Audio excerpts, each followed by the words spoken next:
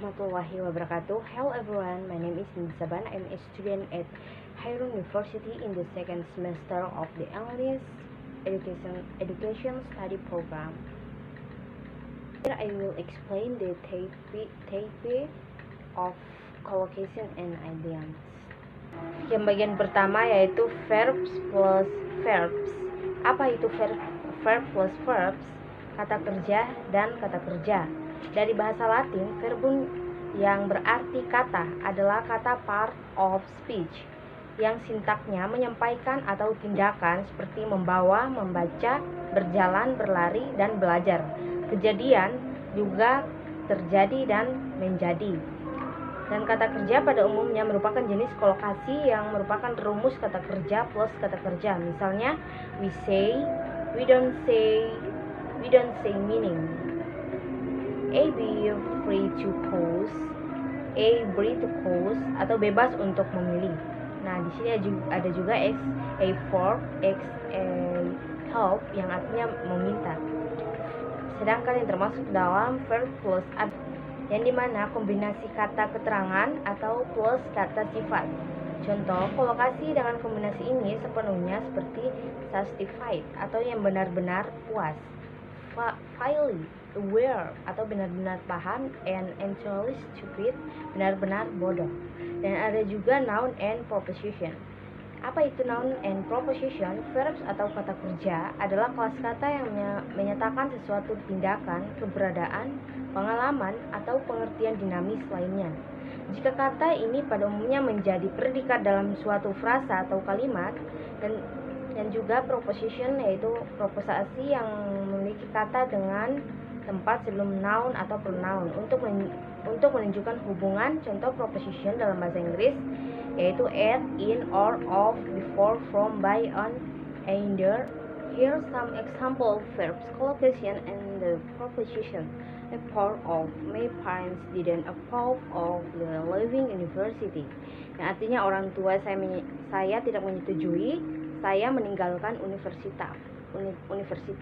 Believe in his 11 years old is believe in the boat's firing. Yang artinya dia berumur 11 tahun tapi dia masih percaya pada pergigi. Decide on, we need to decide on the big for next year. Sedangkan yang termasuk pada verb and proposition yaitu kata sifat adalah bagian dari pidato yang mencangkup kata atau kata seperti besar dan indah. Kata sifat dapat mengambil awalan yang tidak sesuai kata sifat lain akhirnya untuk membentuk kata keterangan atau suffix dan dapat membentuk kata benda. Sedangkan adjective example sentence, we have to always keep the house clean, and Ardian is very handsome just like his father. Proposisi adalah kata-kata yang dapat menunjukkan hubungan antara orang atau peristiwa. Example sentence, she is waiting at the bus stop, yang artinya dia menunggu di halte bis. I have meeting in Bandung, saya rapat di Bandung. Sedangkan yang termasuk pada adjektif dan noun yaitu kata sifat plus kata benda. Nah, di sini kata yang dapat memodifikasi atau mengembangkan kata benda adalah kata yang mewakili seseorang, benda, konsep atau tempat. Example sentence, we can say, don't say, meaning, have rain and strong rain atau yang artinya hujan lebat. Dan juga ada big problem atau large problem yang artinya masalah besar. Dan juga ada verbs and proposition. Verbs atau proposisi adalah kelas kata yang menyatukan suatu tindakan atau keberadaan, pengalaman, dan juga dari pengertian dan juga dari jenis kata ini umumnya menjadi impredikatif dalam suatu rasa atau kalimat.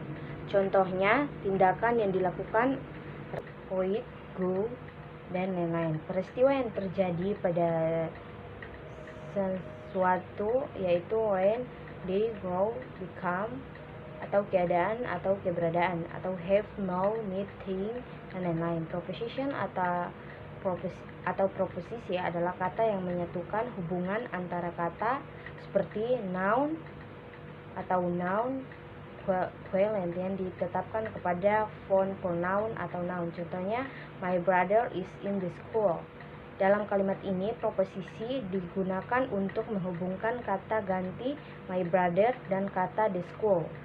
Jika kita menghilangkan proposisi di sini, arti kalimat akan tidak gramatikal. Dari pengertian di atas, dapat dikatakan bahwa proposisi adalah kata tempat sebelum noun atau pronoun untuk menunjukkan hubungan.